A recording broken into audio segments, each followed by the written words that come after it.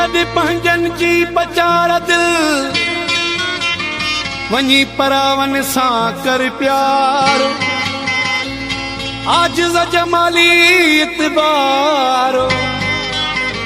नाहे रहो रब जाने ते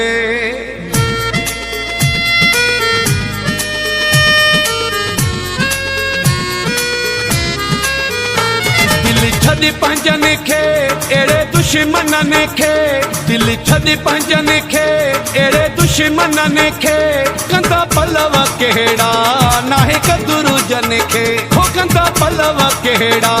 नाहे कदुरु जन खे दिल छद पंजन खे एड़े दुश्मन खे दिल छद पंजन खे एड़े दुश्मन खे कंदा पलव केड़ा नाहे कदुरु जन खे हो कंदा पलव केड़ा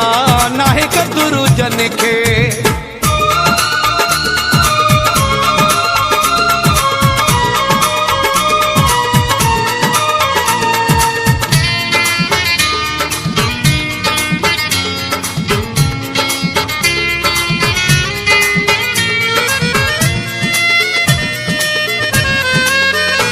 सजो डी हुजे के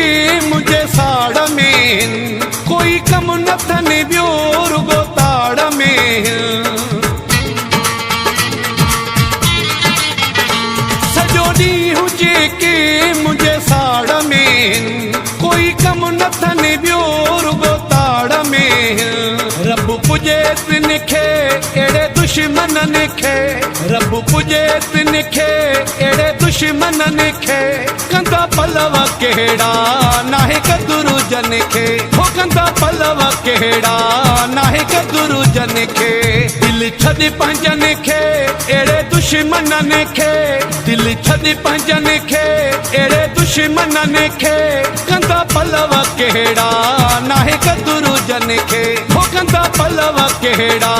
नाहे कदुरु जन खे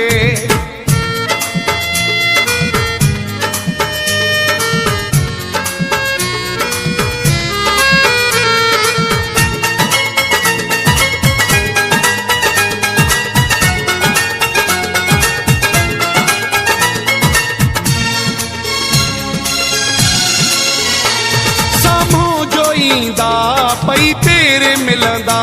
मुँह ते खुशामदी पर दिल में जलंदा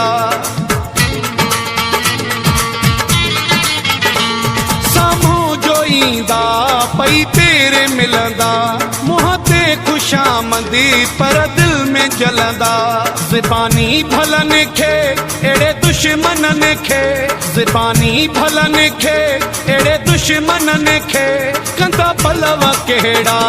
नाहे कदुरु जन खे हो कंदा पलव केड़ा नाहे कदुरु जन खे दिल छद पंजन खे एड़े दुश्मन खे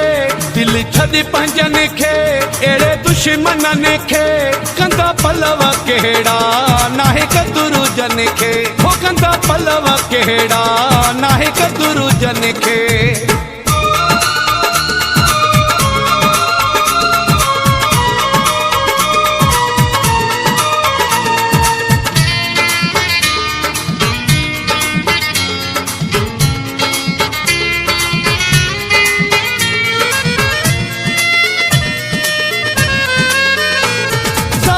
हुसैन शाह मुझी नियत कढथन मुझी इज्जत जारुगो दिल में ही वढथन जाहिद हुसैन शाह मुझी नियत कढथन मुझी इज्जत जारुगो दिल में ही वढथन सुञाणा सभिन खे एड़े दुश्मन खे सुञाणा सभिन खे एड़े दुश्मन खे कंदा पलव केड़ा नाहे कदुरु जन खे हो कंदा पलव केड़ा नाहे कदुरु जन खे दिल छद पंजन खे एड़े दुश्मन खे दिल छद पंजन खे एड़े दुश्मन खे कंदा पलव केड़ा नाहे कदुरु जन खे हो कंदा पलव केड़ा नाहे कदुरु जन खे दिल छद पंजन खे एड़े दुश्मन खे दिल छद पंजन खे एड़े दुश्मन खे कंदा पलव केड़ा नाहे खे ठोकंदा पलव कहिड़ा।